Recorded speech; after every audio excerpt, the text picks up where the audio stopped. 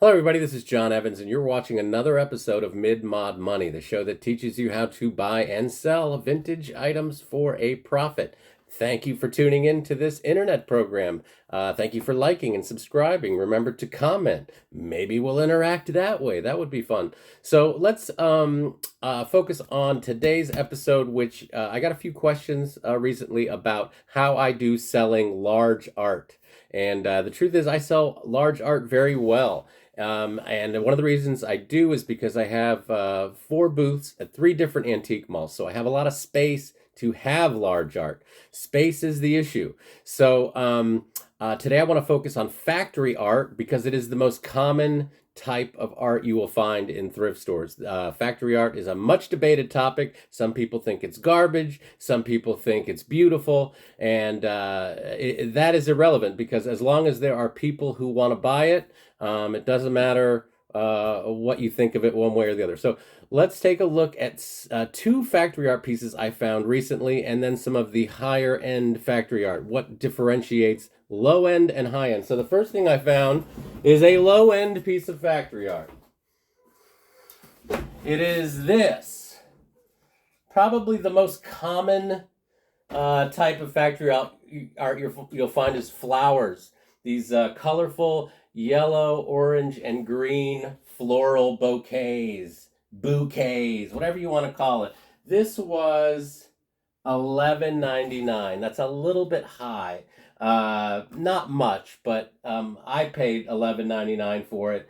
And I'm going to sell it for $75 because it has great color and there's no rips or tears, and that's important. So this was an actual painting made by a company, but the name of the signature is irrelevant because there were studios that passed down these assignments or these jobs to the underlings. So the underlings would paint them, and they'd end up in J.C. Penney's and Sears, and so they're not uncommon, but they do sell. The next one I found for $2.99. Again, a real painting with a signature right there. Again, the signature is irrelevant. The color is not as nice on this. So the other color was great.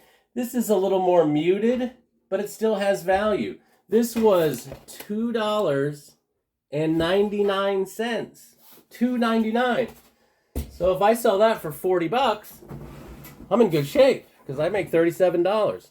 So the question is, what differentiates average art and exquisite or impressive factory art? So these are a couple of things that I have in my personal collection that I found at thrift stores that are a little bit is like the next level up. So let's take a look at those paintings.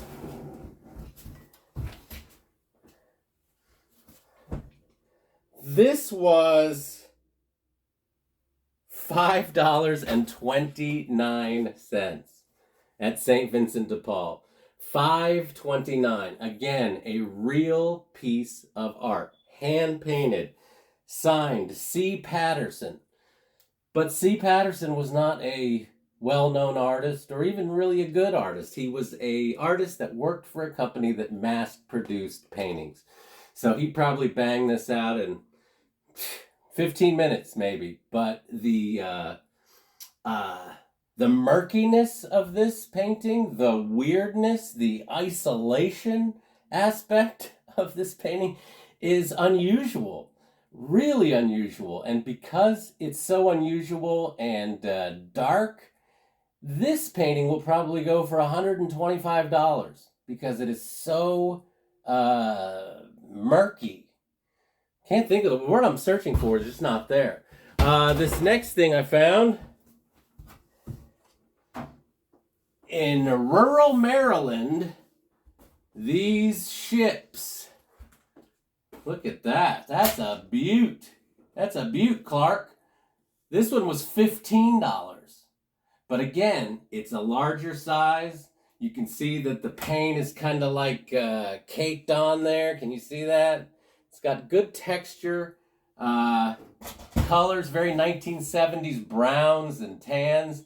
But because of the size and because of the boats, this piece will sell for between 100 and 125. But this final one is the one I will not part with, and the most valuable of all my factory art. This city-scape. Yeah, that's it. That's what you want to, this is what you want to find at a thrift store. This is a dream come true. The color, the size, the orange, the yellow, the green, that was $10. And those cityscapes, when you're talking about factory art, they go anywhere from $200 to $350 if the color is good. $250 to $300 for that green cityscape. So basically, in total, I found $42. I paid $42 for everything you saw. $42. If I were to sell everything, I would sell them for $550, almost $500 profit. And this is something that is easily found at thrift stores. You find them all the time, but what you want to do is differentiate the garbage ones and the ones that will actually sell. And I hope I helped you navigate that today on Mid-Mod Money. And I want to thank you for watching, and thanks for liking, and remember to always round up.